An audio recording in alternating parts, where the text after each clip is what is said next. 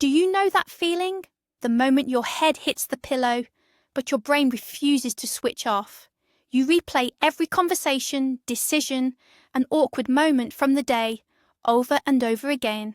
Anxiety about tomorrow mixes with regrets about yesterday. But what if I told you there's a simple, incredibly powerful ritual that can stop this internal chaos? A practice that is over 2,000 years old. It's just one question, or rather, three specific parts of one question. A question that Roman emperors and the greatest thinkers asked themselves nightly to find clarity and peace. In this video, we're going to break down this Stoic secret of evening reflection. And I promise you, if you start applying it, it won't just change your evening, it will change your entire life. Before we dive into the question itself, let's take a second to understand the context. Who were the Stoics? Many mistakenly picture them as emotionless, cold, or stone-faced people. But that's far from the truth. Stoicism is a practical philosophy designed for real life. Its goal wasn't to suppress emotions, but to achieve a state of lasting inner peace and tranquility, which they called apatheia, or ataraxia, and one of the key tools for achieving this was daily reflection. The philosopher Seneca, for example, described in detail in his letters how every evening he held a kind of self-interrogation. He would literally scan his day, his actions, and his thoughts. Emperor Marcus Aurelius did the exact same thing. His famous work, Meditations, is essentially his personal journal of this very reflection. For them, this wasn't just a routine, it was necessary mental hygiene, like brushing your teeth for the mind. They understood that if you don't analyze your day, it simply slips through your fingers, leaving you with neither wisdom nor lessons. Picture a typical modern evening. We've wrapped up work, endlessly scrolled through social media feeds, and binge-watched another episode.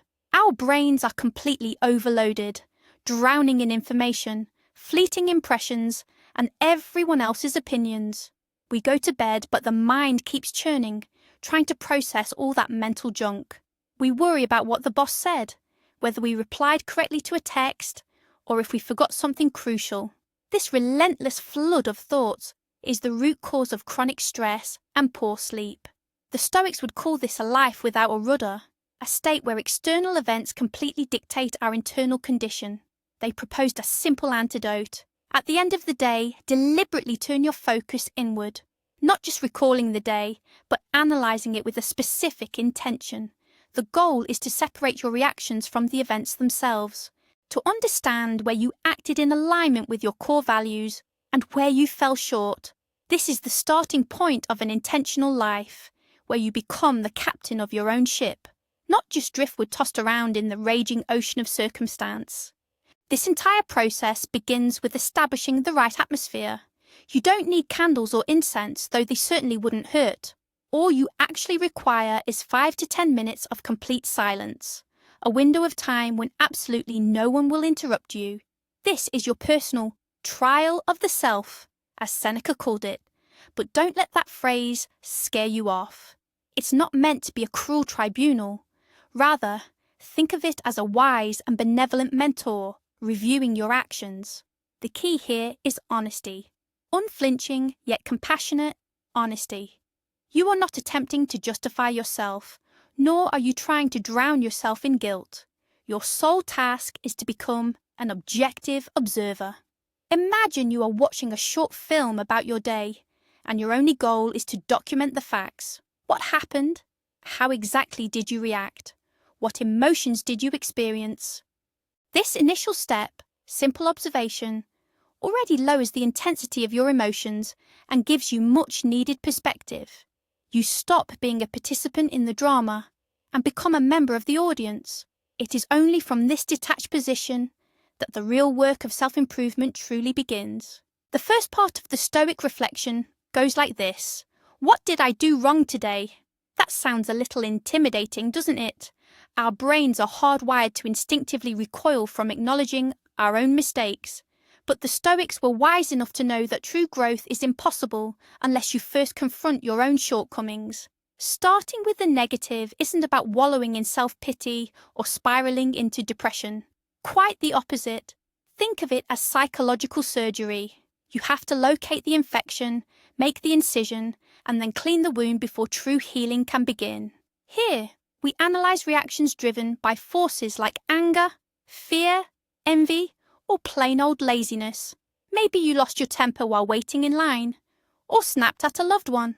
Perhaps you simply succumbed to procrastination and deferred an essential task. It's crucial not just to catalogue these moments, but to dig deeper. Why did you act the way you did? What faulty judgment or underlying belief truly fueled that reaction? For example, maybe you blew up in traffic because deep down you operated under the false premise that the world owes you convenience. Recognizing that pattern right there is a massive step forward in self-mastery. When you ask yourself, what did I do wrong?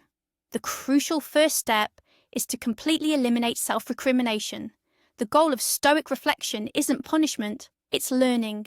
You are not a bad person simply because you made a mistake. You are a person who is learning. Imagine you are a pilot analysing black box data after a flight. They don't berate themselves. They coolly and logically look for the reasons they deviated from the course, ensuring they fly better next time. You must do the same. You examine your action and ask, what faulty judgment led to this outcome? Perhaps you exaggerated the importance of the event, or did you forget that you cannot control other people? This exercise develops an internal observer within you, one that separates your core self from your actions. The action itself was a mistake, but yourself is the student who extracts the lesson from that mistake. This approach eliminates toxic guilt and replaces it with a constructive desire to improve. It transforms every mistake from a source of suffering into invaluable learning material. Let's look at a concrete example. Say a colleague criticised your project at work today. Your immediate reaction is hurt and anger. You spent the whole day replaying the conversation in your head, convinced you were treated unfairly. That evening, when you ask yourself, what went wrong? You analyse your own reaction, not the colleague's behaviour. You realise your mistake was automatically equating criticism of the project with a personal attack on your character. You allowed an external event, someone else's words, to dictate your internal state. A Stoic would say you made a faulty judgment. You decided that the criticism was bad and dangerous. But what if you looked at it differently? Criticism is simply information. It might be useful or useless, but fundamentally, it's neutral. Your error was handing over your internal peace to someone else. Once you recognise this, you don't blame yourself. You just make a resolution for the future. Tomorrow, I will try to view feedback as data, not as a personal insult. Now that we've taken an honest look at our failures, it's time for the second part of this vital inquiry. And this part is equally crucial.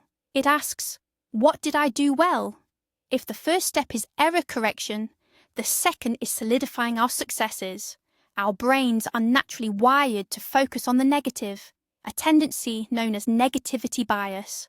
We might dwell on one critical remark all day long, while completely ignoring 10 compliments.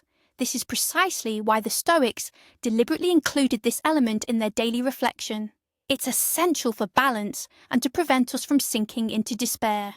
Here, you recall moments when you acted in alignment with your values and the Stoic virtues: wisdom, justice, courage, and temperance.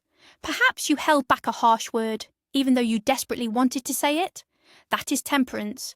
Maybe you helped someone without expecting anything in return. That is justice. Or did you finally tackle a difficult task that you had been putting off? That is courage. These small victories are incredibly important. Why is it so crucial to acknowledge your successes? Essentially, it acts as powerful positive reinforcement. When you consciously register a moment where you did the right thing, you are literally training your brain. You are sending it a clear message. This is the behaviour I approve of. This is how I want to operate in the future. This process builds new neural pathways. With every conscious acknowledgement, perhaps when you reflect at the end of the day, doing the right thing next time becomes slightly easier. It's just like training a muscle in the gym. Every repetition makes you stronger. If you constantly beat yourself up only for your mistakes, you risk completely losing motivation. But when you see proof that you are succeeding, that you are capable of making virtuous choices, it fuels your confidence. You stop seeing yourself as someone who constantly screws up and start seeing yourself as someone striving for better, who is already achieving success along the way. This completely transforms your self-worth and provides the energy necessary for continued growth. Let's look at another example. Imagine you promised yourself you'd start running in the mornings, but today it was pouring rain. Your first instinct was to stay cozy in bed, but you showed real grit, pushed past that resistance, got dressed, and headed out for your run. Later that evening, when you ask yourself, "What did I do well today?"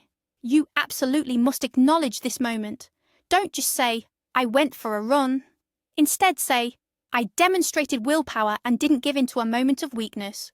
Or maybe, during a meeting, you really wanted to interrupt a colleague to pitch your brilliant idea, but instead, you listened to them completely, showing respect.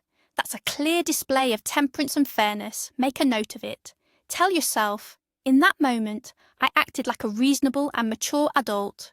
It is vital that you don't discount these moments. Even the smallest victories over your own impulses are huge steps toward the Stoic ideal of the sage. These are the very bricks used to build the fortress of your character. And so we arrive at the third, the deepest and arguably the most challenging part of the entire inquiry. What duty did I omit? Let me clarify. This is not the same as asking, "What did I do wrong?" The former deals with our misguided actions, our direct mistakes, but the third addresses our sins of omission, our inaction. This is the essential question of what we were obligated to do, but failed to deliver. It is a reckoning of missed chances to practice virtue. Perhaps you saw a colleague who clearly needed help, yet you walked right past, justifying it by saying you were too busy. Or maybe you promised to call your parents, but the time just slipped away. Or, perhaps most critically, did you neglect the duty you owe yourself, failing to set aside time for reading, for learning, or for tending to your own health and well-being? This final line of inquiry forces us to look beyond just our visible actions and truly examine our inner compass, our genuine obligations as rational, social, and conscientious beings. What exactly did the Stoics mean by duty? It's much more than simply a daily checklist. For them, duty is about aligning with your true nature, and the nature of humanity, in their view, is fundamentally rational and social. Thus, our primary duties are twofold: to act rationally, logically, rather than impulsively or emotionally, and to contribute actively to the good of the wider community, what they called the cosmopolis. Viewed this way, a missed duty, or a moral failure, is a moment where you had the opportunity to act as the highest expression of humanity, but failed to seize it. You could have shown compassion, but remained indifferent. You could have sought the truth, but chose willful ignorance. You could have created something useful, but instead succumbed to laziness. This introspection is the most powerful catalyst for growth, because it fundamentally expands our definition of responsibility. Responsibility, not only for the actions we took, but crucially, for the things we failed to do. It forces us to be far more attentive to the world around us and to every opportunity we have to make it even slightly better. Let's break this down with an example. Say you're on the subway and you see an elderly person who is clearly struggling to stand. You're sitting comfortably. As a social creature, you have an obligation to offer your seat. Instead, you pretend to be completely absorbed in your phone. That evening, as you reflect on your day, you realize that was a missed opportunity. You didn't do anything wrong in the strict sense. Nobody is going to call you out. But you failed to seize the chance to do the right thing, to show kindness and basic decency. Here's another scenario. You know that studying English is crucial for your career growth. You scheduled 30 minutes of study time for the evening, but instead, you spent 2 hours watching meaningless online videos. You failed a duty to yourself, the responsibility to develop and reach your full potential. Recognizing these shortcomings, however, isn't meant for self-punishment. It's a prompt to create a plan for tomorrow. Tomorrow, I will be more aware of the people around me. Tomorrow, I will absolutely dedicate time to studying. This entire three-part reflection is inextricably linked to the core concept of Stoicism, the dichotomy of control. The idea is simple yet brilliant. There are things in the world we can control and things we absolutely cannot. What can we control? Only our thoughts, our judgments, our desires, and our actions. In essence, our inner world. And what lies outside our control? The weather, the economy, the past, and, most crucially, the actions and opinions of other people. Evening reflection is an exercise that trains us to focus exclusively on what is within our power. You don't ask yourself, why did my colleague criticize me? That is outside your control. Instead, you ask, why did I react so strongly to that criticism? That is firmly in your zone of responsibility. This approach fundamentally changes your life. It frees you from pointless worrying about things you cannot influence and directs all your energy toward the one thing you genuinely can change, yourself. Utilizing the dichotomy of control during your evening review is the essential key to freeing yourself from anxiety. Let's say you're dwelling on the fact that you didn't get that promotion at work. As you analyze the day, you realize that your boss's decision itself was completely outside your control. Worrying about it is like getting angry at the rain. It's pointless, and it drains your energy. What was within your control? Your preparation for the interview, the quality of your work, and how you chose to react to the rejection. This reflection helps you consciously let go of what you cannot change and focus solely on the lessons learned. Instead, you might ask, should I work on improving my presentation skills? Or maybe ask for feedback to pinpoint exactly what needs refining. In this way, disappointment is transformed into a constructive plan of action. You stop being a victim of circumstances and become an active participant in your own life. You accept reality as it is, and you work on the only thing truly within your power, your reactions and your actions. This, according to the Stoics, is where true freedom lies.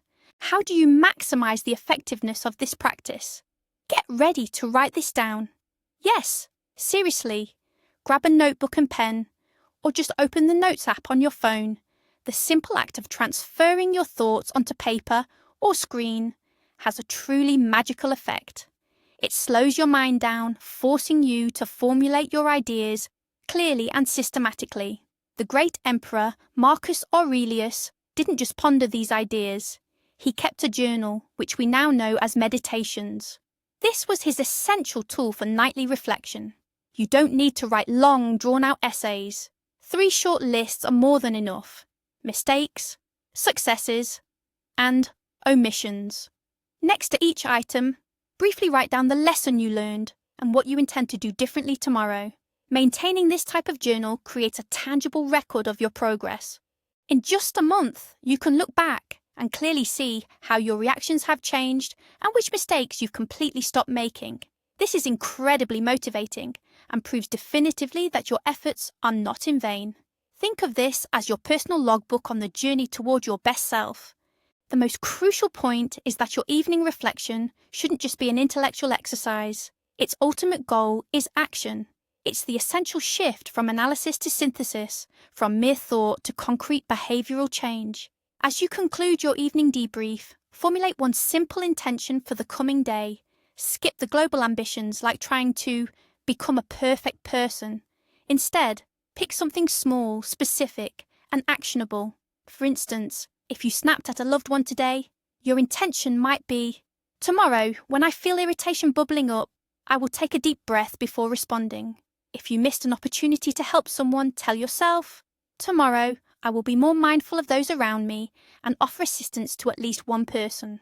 This approach transforms every new day into a laboratory where you can immediately apply the lessons learned from the previous one.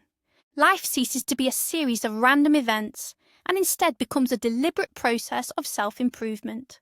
In this practice, just like any physical workout, consistency is absolutely key. Don't expect instant results after just one evening. Initially, you might even find it uncomfortable or difficult to find the answers to these questions. That's completely normal. Your brain isn't used to this level of self-reflection yet. But if you make this a daily habit, like brushing your teeth, In a week, a month, or a year, you will see astonishing changes. This works on the principle of compound interest. Every small daily course correction eventually leads to massive shifts in the trajectory of your life. Day by day, you will become slightly more mindful, slightly more patient, and slightly more courageous. Over time, you'll notice that situations that used to drive you crazy no longer have power over you. You'll start reacting to the world consciously, rather than impulsively.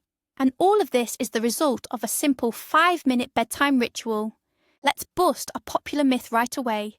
A lot of people believe, if I constantly analyze myself, I'll turn into a cold, calculating robot, losing all spontaneity and joy in life. That is fundamentally wrong. Stoic reflection doesn't kill your emotions. Quite the opposite. It dramatically boosts your emotional intelligence. When you analyze your anger, you aren't suppressing it. You're just starting to understand its root causes. Once you understand the cause, you gain the power to manage it. It's exactly like learning how to surf. You don't try to stop the waves, you learn how to ride them instead. The person who fails to reflect is truly a slave to their own emotions. They flare up at the smallest things, take offense easily and worry without reason. The reflective, conscious person experiences those same emotions, but they don't allow them to take control, son. They experience joy much more fully, precisely because that joy is acknowledged and understood. They feel sadness, but they refuse to drown in it. They don't become a robot, they become the master of their inner world. This daily practice carries a deeper, perhaps existential significance.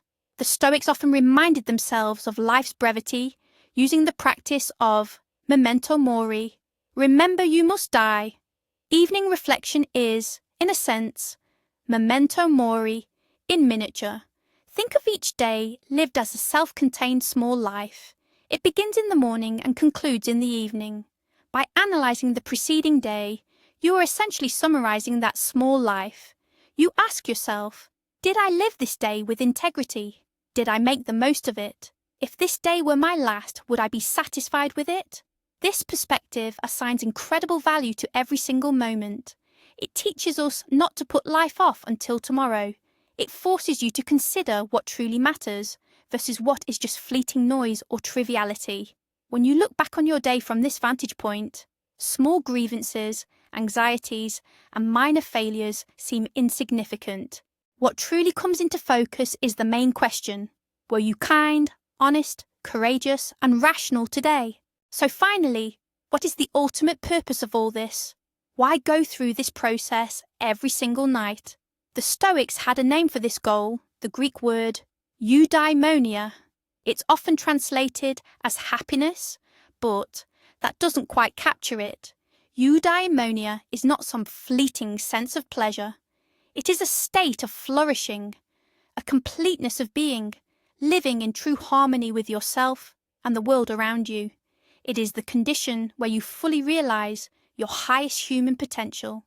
And this evening reflection is the most direct and practical path to achieving eudaimonia. This is not just a technique for better sleep or reduced stress, though it certainly accomplishes those things beautifully. It is, fundamentally, a tool for building character. It is the daily process of refining your soul, making it sharper, stronger, and more perfect. The ultimate goal here is not simply to finish the day well, but to live a good life overall. A life that, when you look back on it at the very end of your journey, you can confidently say, I did everything within my power. I lived a life of meaning. So let's wrap things up. This complex, profound process boils down to just 3 simple questions you should ask yourself every night before bed. What mistakes did I make? What did I do well? And what responsibility did I neglect? This simple, ancient ritual is much more than just self-analysis. It's an act of mindfulness that transforms the chaotic flow of daily life into a structured learning process. It allows us to extract wisdom from our failures, cement good habits, and live a more purpose-driven life. Here's the real twist. This process doesn't just change how you view the day that passed, it fundamentally changes you. Day by day, step by step, it rewires your automatic reactions, making you a calmer, wiser, and stronger individual. You stop being a slave to circumstances and instead become the architect of your own character. Thank you for watching this video all the way through. If you found this idea helpful, please hit the like button and subscribe so you don't miss future lessons on timeless wisdom. Now here's a question for you. Which of these 3 reflective questions, the one about mistakes, the one about successes, or the one about neglected responsibilities, do you find the most important or perhaps the hardest to answer honestly? Let me know your thoughts in the comments below.